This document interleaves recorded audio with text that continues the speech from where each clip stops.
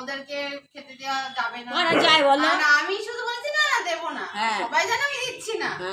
একটা ছেলেকে বলেওছি, ও শুধু পরিষ্কার করে দিয়েছে, আমি খাওয়ার দায়িত্ব কাউকে দিই। হ্যাঁ ওইসব কি আর এই কারণটাই রিসেন্ট এই কারণটাই খেতে আমি সবাই বল করছি এখন মাংসটা ভাত দিতে পারবি না, দিস না। আমি বলেছি না, নিজের সন্তান, আমাদের যেটা বাচ্চা হতো সন্তান তুললো না এরা, খাওয়াতেই হতো। খাওয়াতে হতো না, না না ওরকম হবে না, ওটা কোনো হ্যাঁ করছি না। আমার বাড়ির লোকও তো জানে, আমার বাড়ির সবাই বলছে না না, লোককে বলবি কে 10টা কোন দোকানে 10টা। বাদ দাও তো, মানুষের জ্ঞান দিতে সবাই পারে, জ্ঞান দেবে, জ্ঞানের কোনো শেষ নেই। আমার মাও সব মানে না, আমিও মানি না গো ভাই, সত্যি কথা বলতে। কাজকর্ম করে বাড়ি চলে এসেছি ওদের জন্য, রাত্রেবেলা কোথাও যাবো না, এখানে। ও ওই দাদা ওদের সাথে থাকতো। ও হ্যাঁ, ওষুধ চুপ হয়ে গেছে দেখছি। আরে প্রথমে দেখতেই পাইনি কত কষ্ট হবে। একটু ঝরলো তাহলে আমাদের দেখে একটু, এখানে 15-20টা আছে, বেশি আর বেশি না, ভেতরে তো দেখাই যাচ্ছে না।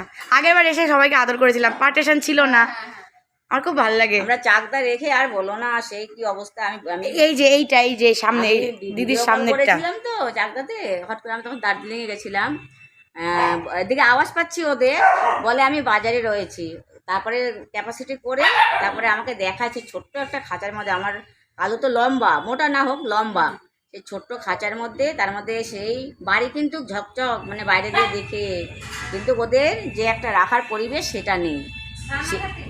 না চাকদাতে, আমাদের রানাঘাটে পরে হচ্ছে কাছে, ভাবলাম কাছে তো, ওমা ওই দেখে সেই আমরা গেছি, যেদিন এসেছি সেদিনই আমি আনতে গেছি, মানে এই হয়ে গেছে আর মানে টমায় চলে গেছে, সে কীরকম একটা, মানে ওইভাবে থেকে যে তোমাদের যে কতটা তুমি আর্ধেক করে ছাড়বা, একটু পাটা নাড়তে তো পারবে, পাটা একটু,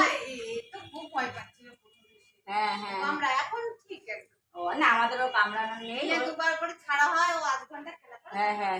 একটু না হলে তো হবে না, তা আরো পাগল হয়ে যাবে, তাহলে ওইটাই মানে কি বিভৎস।